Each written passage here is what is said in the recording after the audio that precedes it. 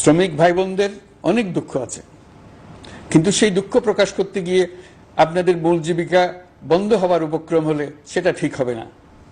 দেশের অর্থনীতি ধ্বংসপ্রাপ্ত হলে সেটা ঠিক হবে না। শ্রমিক মালিক উভয়ের পক্ষে আলোচনা করে এসব সমস্যার সমাধান আমরা অবশ্যই বের করব। আপনারা কারখানা খোলা রাখুন, অর্থনীতির চাকা সচল রাখুন, দেশের অর্থনীতিকে সোজা হয়ে দাঁড়াতে দিন। আমরা আপনাদের সমস্যার স্থায়ী সমাধান বের করার জন্য সর্বশক্তি প্রয়োগ করব।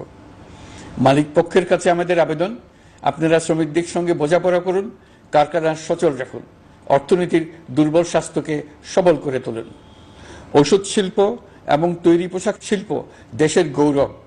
এর মাধ্যমে আমাদের শ্রমিক ভাই বোনেরা তাদের কর্মকুশলতা বিশ্বকে মুগ্ধ করেছে।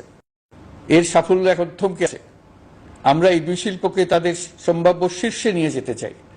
দুর্বল করার তো প্রশ্নই ওঠে না। এই দুই শিল্পের কোথায় কোথায় বাধা আছে, সমস্যা আছে, সেগুলো চিহ্নিত করে তাকে বাধামুক্ত করতে চাই।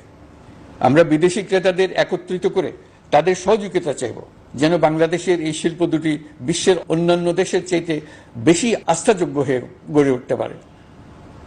সবকিছুই সম্ভব যদি আমরা শ্রমিক মালিক সম্পর্কটা একটা নির্ভরযোগ্য, আনন্দদায়ক করে গড়ে তুলতে পারি।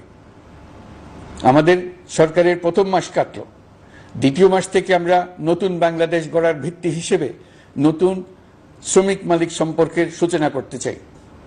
এটা দেশের সবার কাম্য। দেশের নতুন প্রজন্ম নির্ভয়ে যেন তাদের ভবিষ্যৎ নিয়ে এগিয়ে যেতে পারে, আমরা সেই লক্ষ্যে কাজ করছি।